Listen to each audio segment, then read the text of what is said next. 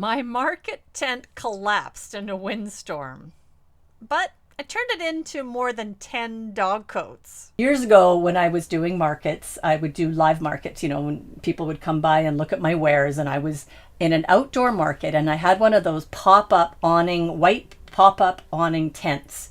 And it was in the middle, it was the second time I'd ever used this tent. And it was in the middle of this gale force windstorm.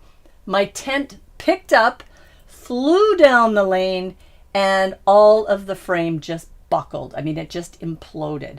And it was absolutely useless to me. But it had yards and yards and yards of white waterproof fabric. So I ended up making this coat for Scout, which I called the Luxe. I had some faux fur that I had taken from a vest of my mother-in-law's. It was a leopard skin, a faux furred leopard skin vest that she loved to wear. And then I used some piping that I had around. This is reflective piping. You don't necessarily have to use piping in your coats, but I like to, because if I use the reflective piping, it really makes sure that your dog is viewable in low light conditions. And then the other thing I used was Velcro. And in fact, the Velcro came from the tent awning.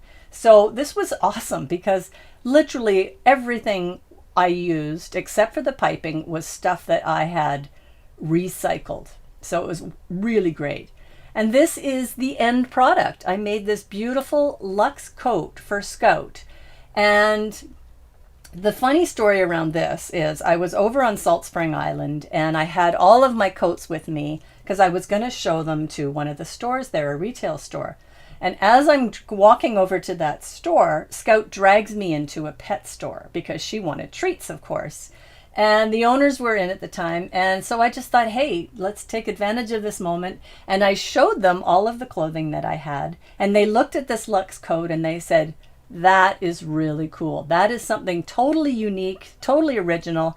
And they ended up ordering 10 coats right then and there on the spot for me to make for them. They made an order.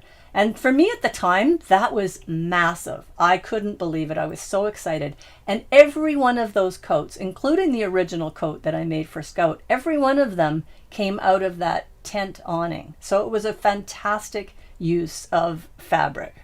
Want more upcycling ideas? Check out the full live video. I cover even more ways to transform old fabrics into dog wear.